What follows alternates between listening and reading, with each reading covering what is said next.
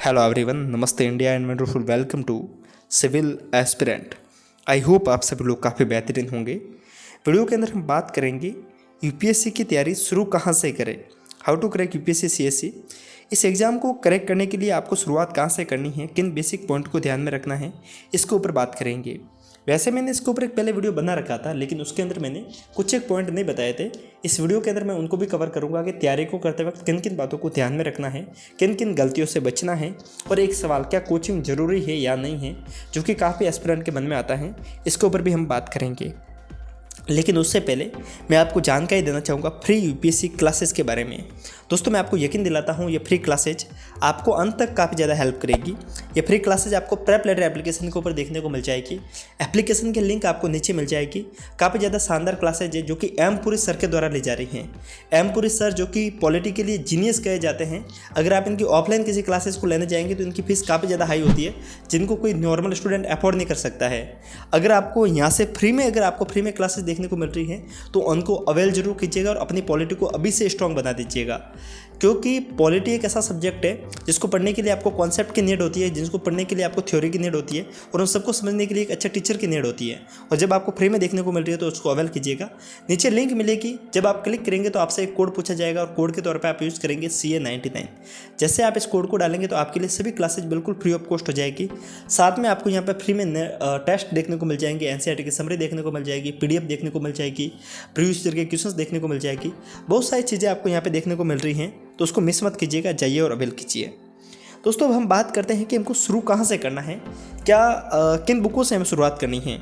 Usually aspirant को पता होता है कि शुरुआत हमें NCERT से करनी होती है, पर एक जो सवाल काफ़ी एस्पिरेंट के मन में आता है, क्या सभी NCERT इंपॉर्टेंट है, NCERT को पढ़ना कैसे है। मैंने उसके ऊपर एक डिटेल में वीडियो बना के दे रखा है, क्या सभी NCERT इंपॉर्टेंट है या फिर नहीं है। क्योंकि अगर हम टोटल NCERT को गिने तो करीब 45 से प्लस NCERT होती है हमारे 6 से लेकर 12 तक गिने तो।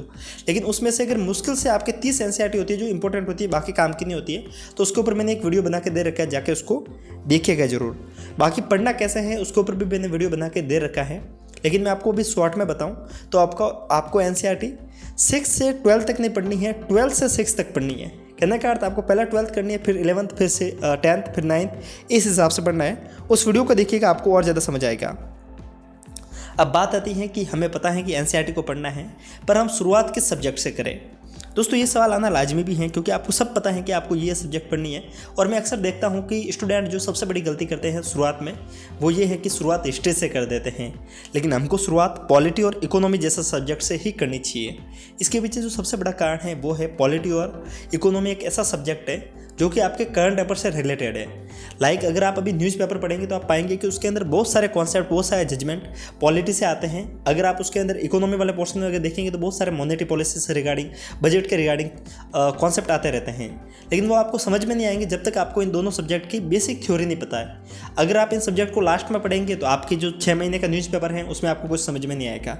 लेकिन अगर आपने इन्हीं 2 सब्जेक्ट को शुरुआत में कर लिया तो आपको अंत तक न्यूज़पेपर भी समझ में आएगा और ये सब्जेक्ट आपको अंत तक हेल्प करेगी। बाकी बात ये दोनों करंट से रिलेटेड होती है, तो पढ़ने में मज़ा भी आता है। शुरुआत आप यहाँ से करेंगे NCERT के तौर पे। बाकी एक और बात कि अगर आप शुरुआत करने वाले हैं तो उससे पहले आपको इस बात का ध्यान रखना है कि आपको खुद की स्ट्रेटजी बनानी है, और खुद की स्ट्रेटजी बनाने में सबसे ज़्यादा कोई इंपॉर्टेंट रोल अदा करती हैं तो वो है टॉपर्स के वीडियो। टॉपर्स के जो स्ट्रेटजी के वीडियो होते हैं उनको आप देखिएगा।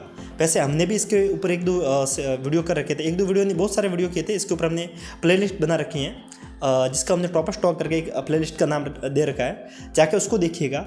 जब 2020 का रिजल्ट आया था तो हमने लगभग जितने भी हिंदी माध्यम के टॉपर थे उनसे भी बात की थी, कुछ एक जो इंग्लिश माध्यम के टॉपर थे उनसे भी बात की थी। तो सबकी आपको एक जिस्ट वहाँ पे आपको देखने को मिल जाएगा, तो जाके देखिएगा जरूर। बाकी बात रहती है कि अगर आप पढ़ रहे हैं तो शुरुआत आप NCERT से करेंगे, लेकिन साथ साथ में आप न्यूज़पेपर भी पढ़ेंगे। अब बात रहती है क्या न्यूज़पेपर में सब कुछ पढ़ना है, तो इस बात को अवॉइड कीजिएगा कि हिंदी अगर आप न्यूज़पेपर को पढ़ रहे हैं तो आप सब टॉपिक को नहीं पढ़ेंगे। कहने का अर्थ उसके अंदर हिंदू मुस्लिम के दंगे किस जगह पर कौन सी हड़ताल हो रही हैं, कांग्रेस BJP क्या हो रहा है, किस पॉलिटिशियन ने किस पॉलिटिशियन के ऊपर क्या बात कही, इन सारे टॉपिक के ऊपर आपको नहीं उलझना है। आपको सिर्फ और सिर्फ एडिटोरियल पढ़ने हैं, और कुछ एक जो बेसिक फंडामेंटल के रिगार्डिंग कुछ क्वेश्चंस वगैरह आ जाए, क्वेश्चंस नहीं कुछ एक कॉन्सेप्ट आपको वहाँ पे मिल जाए तो उनको आपको वहाँ से पढ़ना है। बाकी पूरे न्यूज़पेपर को आप अवॉइड कीजिएगा शुरुआत में, धीरे धीरे आपको समझ में आ जाएगा कि न्यूज़पेपर पढ़ना कैसे हैं। अब बात रहते हैं कि हमने एनसीईआरटी को पढ़ लिया, हम न्यूज़पेपर पढ़ रहे हैं, तो हमें क्या अब स्टैंडर्ड बुक की तरफ मूव करना चाहिए? हाँ दोस्तों, अगर आप 3 महीने तक एनसीईआरटी को पढ़ते हैं, शुरुआत के आपको 3 महीने एनसीईआरटी और साथ में न्यूज़पेपर को देने हैं और कुछ एक कोचिंग के नोट्स को दे सकते हैं। तब तक आपको कोई स्टैंडर्ड बुक नहीं पढ़नी है, लेकिन उसके बाद में आप स्टैंडर्ड बुक की तरफ मूव कर सकते हैं।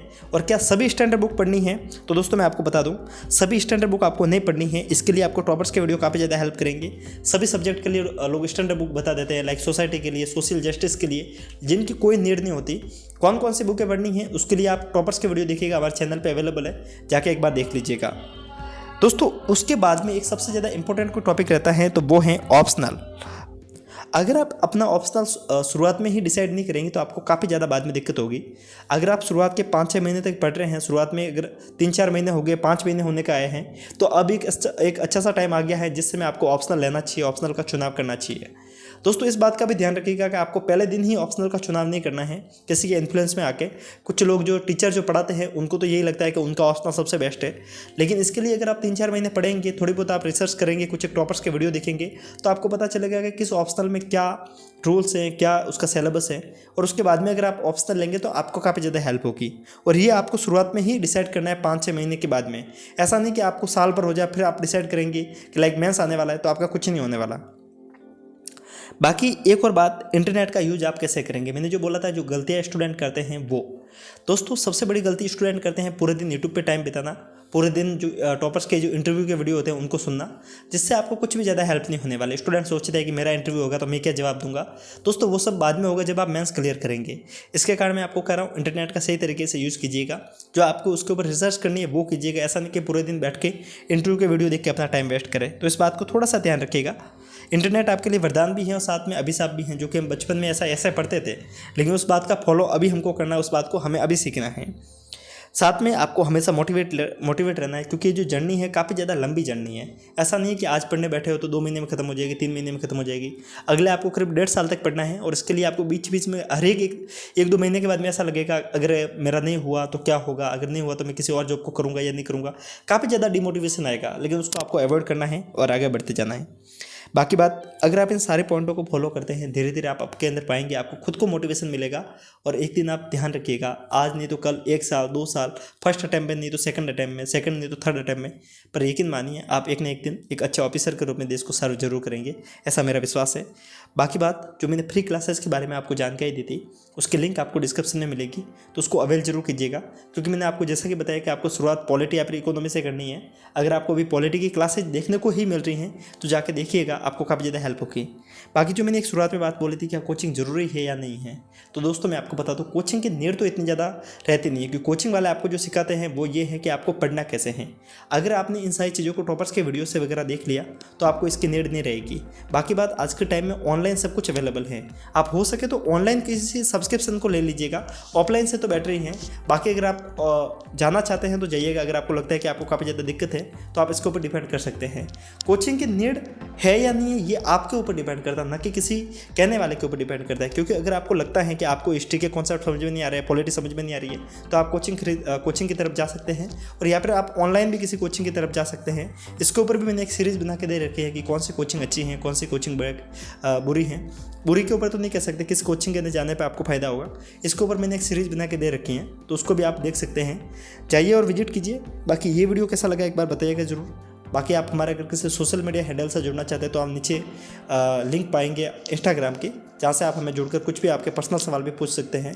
तो जाइए और विजिट कीजिए। मिलते हैं ऐसे ही इन्फॉर्मेटिव वीडियोज़ के साथ में, तब तक के लिए हंसते रहिए, मुस्कुराते रहिए, साथ साथ में पढ़ते भी रहिए। फिर मिलते हैं, तब तक के लिए जय हिंद।